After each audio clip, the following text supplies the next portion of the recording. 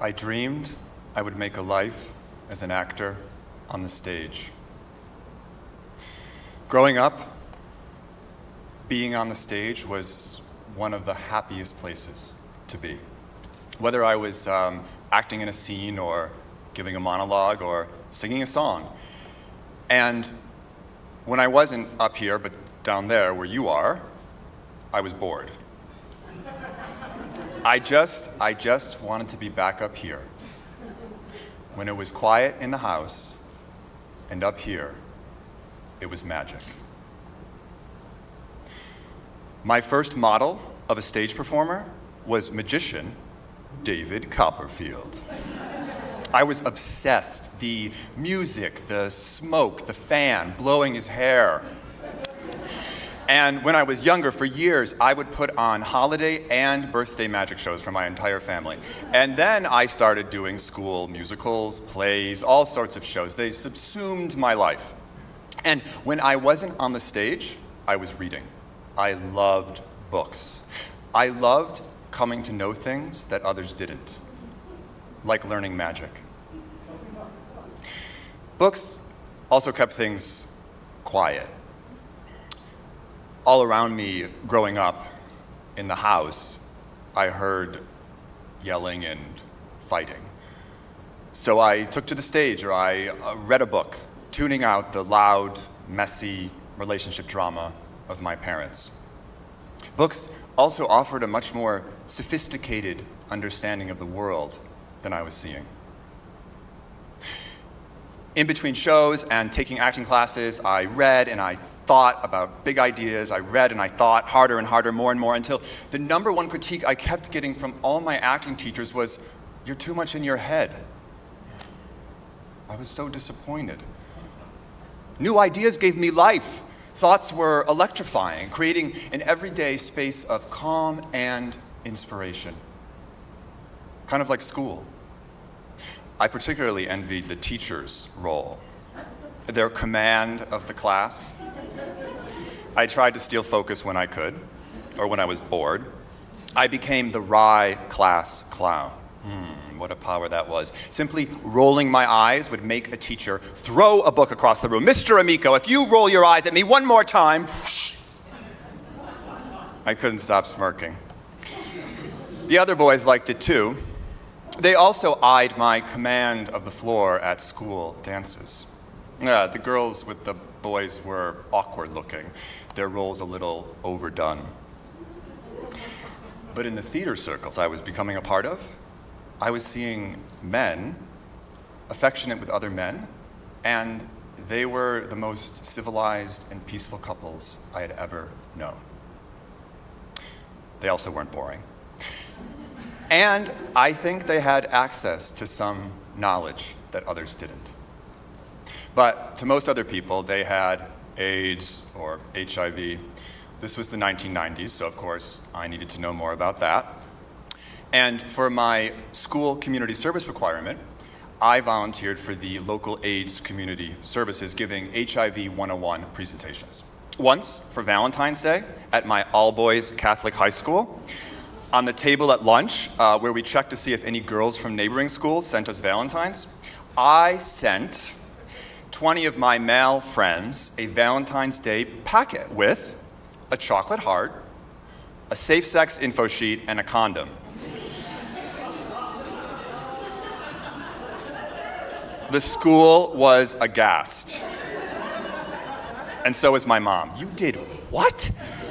Well, I staged a fun serio-comic scene at school in order to teach people to think responsibly and sweetly about sex.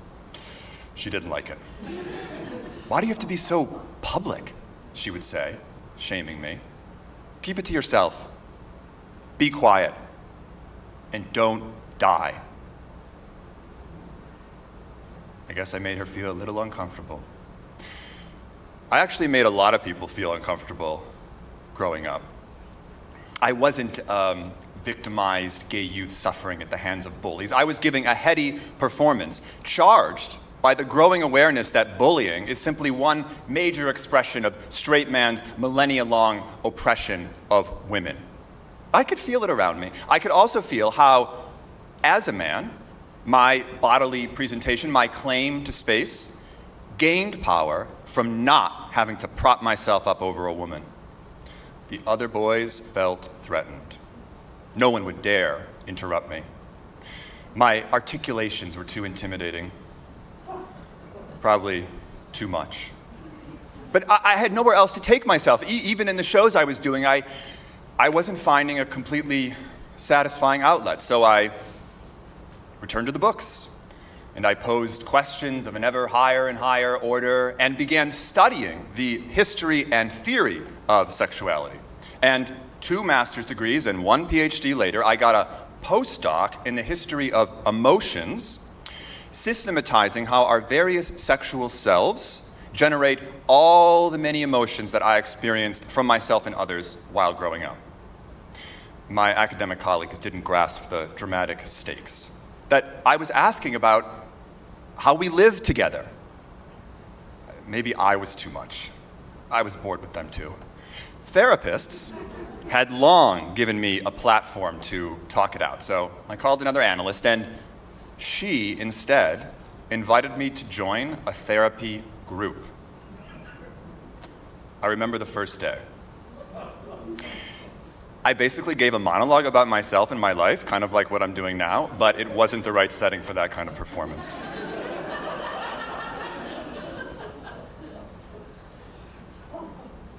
They just stared. And I began to feel really uncomfortable. They stared, and they called me out. And sometimes they asked questions.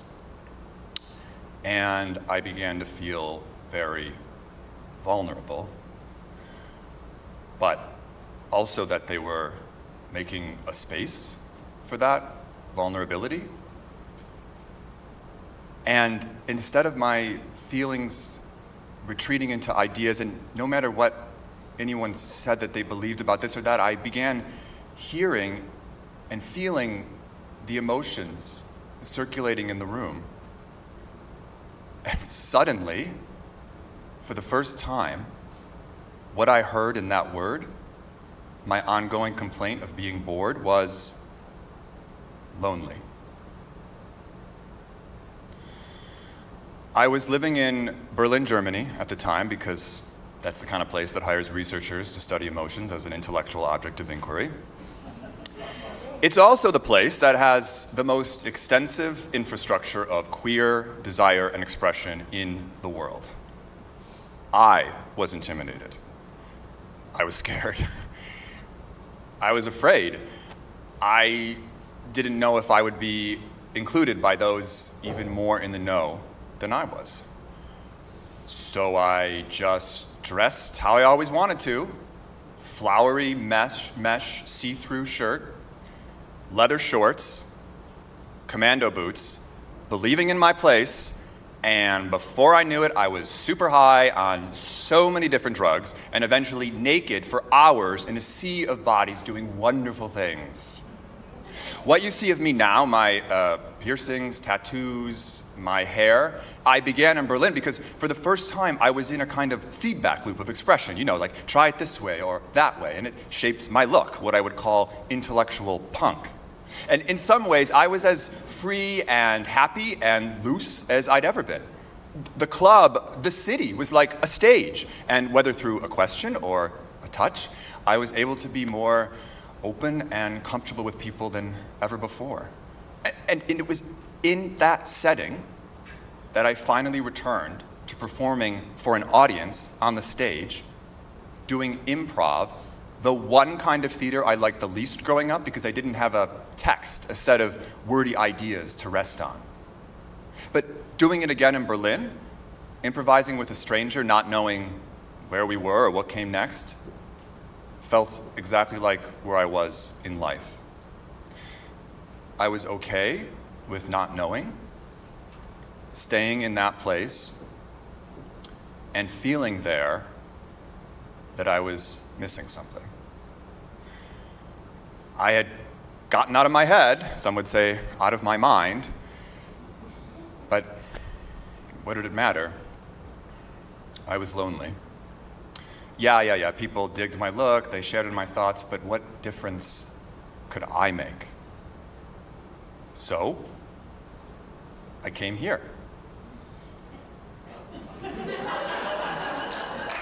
Yep. I came here. You know, we're a bit exposed here in coastal Maine. Constantly facing the natural forces and changes, the earth shaping comings and goings of the tides. Waldoboro is kind of an outpost, and it is remote. And all of that means that it brings up a lot of feelings, and it contains a lot of unknowns, just out of sight. And for some people, that makes them grab a hold strongly to this or that viewpoint or ideology, emotionally pent up around it, so that everybody else knows where they stand. I can relate. Frustrated by the unknowns of the world, wanting to respond immediately, forcefully. And I also know what a loud, defensive, not so very good show that makes. Full of the anger and the misunderstanding that saturated my parents' relationship. The sadness, too. Being away, opening myself up to others, I am more attuned to the sadness in the world. How powerfully fragile men bullying and exploiting others, or the self-righteous doom and gloom of a church or my mom, is just so much vulnerability and loneliness. Here, now, we're all alone. Together. Exiles on the frontier, which actually is the most American of conditions, affording the opportunity, above all, for a more open response from all of us. My mom always wanted to see me back on the stage. And now I'm here, on the stage of an ever-new world, feeling the unease in the culture,